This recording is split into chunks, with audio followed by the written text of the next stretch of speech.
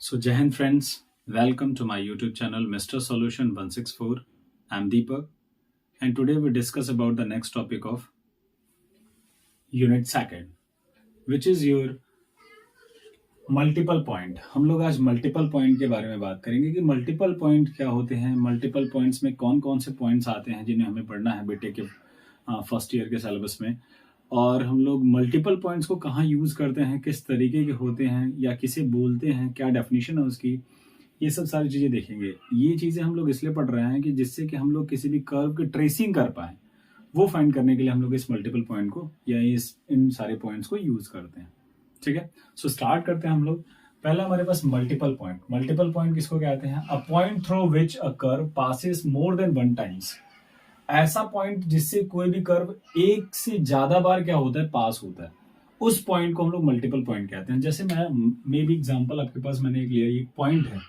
इस पॉइंट से हम लोग क्या कर रहे हैं, एक कर्व को पास करा रहे हैं, एक बार इसी कर्व को रोटेट करा के फिर दोबारा पास करा रहे हैं, फिर यही कर्व रोटेट होके फिर यहां से फिर से पास हो रही है, फिर यही कर्व इस तरीके से रोटेट होकर फिर यहीं से पास हो रही है। तो ये जो पॉइंट बना हमारे पास, जहां से कर्व एक से ज्यादा बार पास हो रही है, कोई एक कर्व अगर एक से ज्यादा बार पास हो रहा है तो वो पॉइंट क्या बन जाता है हमारे पास? मल्टीपल पॉइंट बन जाता है।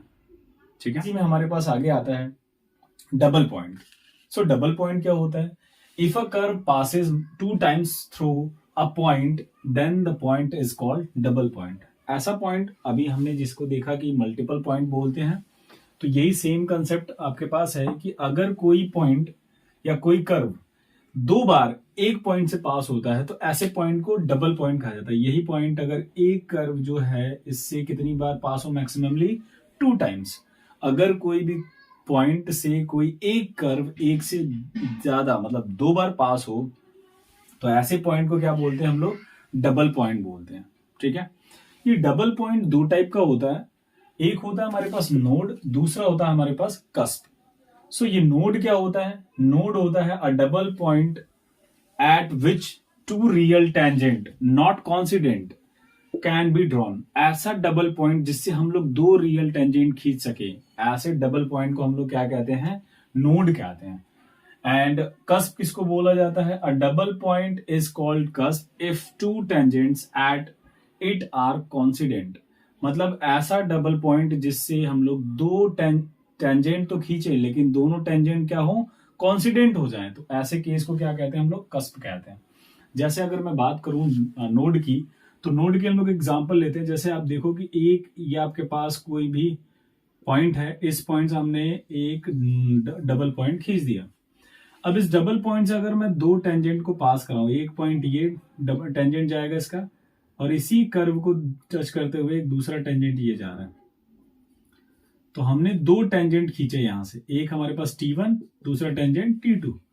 कहां से पास हो रहे हैं? उसी डबल पॉइंट से। अगर ऐसे मिले कि दोनों टेंजेंट अलग हो, डिस्टिंक्ट हो, नॉट कॉन्सिडेंट हो, तो ऐसा जो पॉइंट मिलेगा उस पॉइंट को क्या कहेंगे? ऐसे डबल पॉइंट को हम लोग क्या बोलेंगे? नोड बोलेंगे। ठीक है, सिमिलरली ऐसे ही अगर कस्प की बात करें तो हम लोग एक टेंजेंट इस एक कर्व इस तरीके से इसी पॉइंट से पास कर रहे हैं और वही कर्व सेम इस तरीके से भी पास हो रहा है। तो ये जो पॉइंट एक पॉइंट से पास हो रहा है, तो इस पॉइंट के लिए अगर मैं इस कर्व का टेंजेंट खींचूं तो ये मिलेगा। सेम ऐसे इस कर्व के लिए भी इसका टेंजेंट क्या होगा? यही होगा। तो दोनों के लिए जो टेंजेंट मिल रहा है वो कॉन्सिडेंट हो जा रहा है। तो ऐसा जो भी कर्व मिलेगा आपके पास उस, या ऐसा जो डबल पॉइंट मिलेगा जिस कर्व के लिए, उस डबल पॉइंट को क्या बोला जाएगा? कस्प बोला जाएगा। Hope you understand student, node and cusp, what is the difference between node and cusp. And next is point of inflection. A point where the curve crosses the tangent is called a point of inflection. ऐसा point जिस पर क्या करता है? Curve हमारे पास tangent को cross करता है। As a point where the curve crosses the tangent, जो कर्व है वो क्या करता है? क्रॉस करता है टेंजेंट को, is called a point of inflection. ऐसे पॉइंट को हम लोग क्या बोलते हैं? पॉइंट ऑफ इन्फ्लेक्शन कहते हैं। फिर से देखिएगा, कोई भी कर्व, जैसे आपने कोई कर्व लिया, इसे एक टेंजेंट लिया हुआ है ना, तो ये कर्व इस पॉइंट से, जिस पॉइंट पर ये टेंजेंट मिल रहा है, उस पॉइंट से कोई भी टेंजेंट अगर इसको क्या कर दे? क्रॉस कर दे, cross is the tangent is called the, क्या बोलते हैं इसको? Point of inflection. या जैसे मैं अगर इस तरीके से बात करूं कि ये हमारे पास एक कर्व है, तो जिस पॉइंट पे ये कर्व था ना, ये कर्व अब इसके लिए अगर आप इस कर्व की बात करो तो ये जो हमारे पास एक लाइन जा रही है, ये लाइन इसको क्या कर रही है, क्रॉस कर दे रही है इस कर्व को, एक पॉइंट पे। तो वो पॉइंट जो होता है उस पॉइंट को क्या बोलते हैं, पॉइंट ऑफ इन्फ्लेक्शन बोलते हैं। कॉन्जुगेट पॉइंट की बात करते हैं। कॉन्जुगेट पॉइंट क्या होता है, this is an isolated point. ये एक आइसोलेटेड पॉइंट होता है, मतलब कहीं अकेले कहीं भी कर्व पे पॉइंट होता है।